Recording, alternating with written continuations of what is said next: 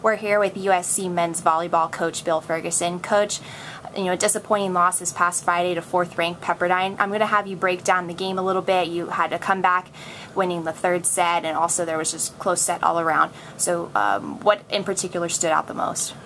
Well, we got off to a really slow start in the first set, which we weren't real happy about, but the bright side being we fought back and got back into the set and had a chance to tie it and send it to overtime, although we couldn't. So that gave us a good a good feeling going in the second set. We were doing some really good things. We blocked throughout the whole match really well. Unfortunately, we didn't do so well on defense in the back row, and normally that's one of our hallmarks, so that part was a little disappointing. But the blocking kept us into it.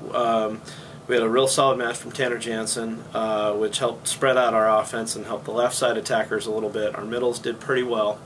And then we got some real key blocking from Ben Lamb, which began in the 3rd set. Second set got away from us.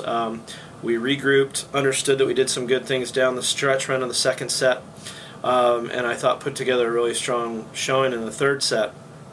Ben started blocking.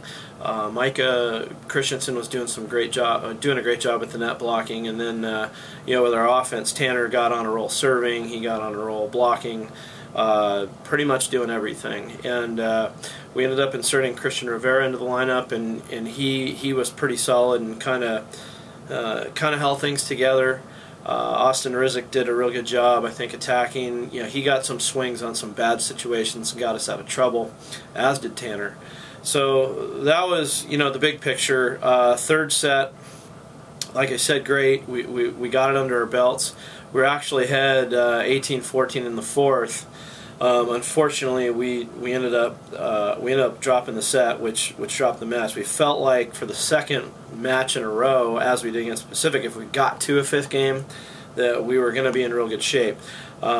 We had slowed down their main 2 attackers, Josh Taylor and Maurice Torres, until about the 18-14 spot, and then unfortunately we let Torres off the hook. He went back to line serving. We passed a really hard serve by him, and we made an attack error, which basically gave him another chance at the service line, which gave him some confidence and got him rolling, which pretty much killed us. And then Josh Taylor had a couple good plays down the stretch as well, and we just weren't able to hang. And so some bad, some good. The digging, we've got to get better. That's our hallmark. We're typically one of the top digging teams in the country.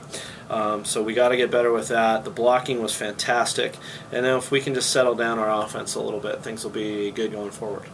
Tanner Jansen led the Trojans with 16 kills, and Robert Feathers had 7, among some other outstanding offensive performances despite the loss. What is it about those 2 players that make them kind of this dynamic offense?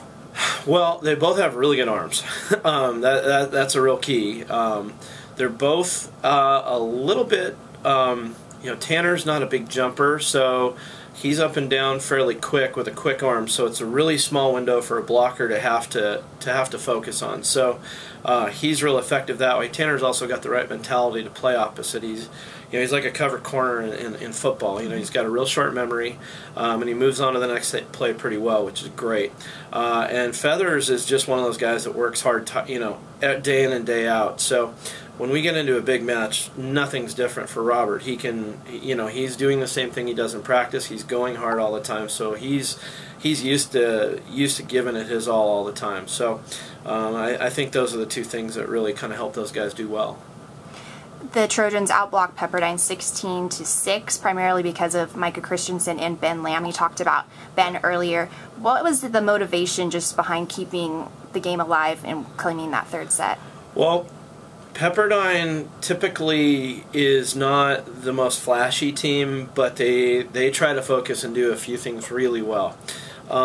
They're going to go to a couple of their attackers quite a bit, so we knew where they were going to go, and it was a matter of us being technically sound. And that was where Micah and Ben, they just got in good spots, against a team where we knew what they were going to do, we knew where they were going to go, and they excelled at that part of the game plan. So that was really what was behind it, and they did a great job.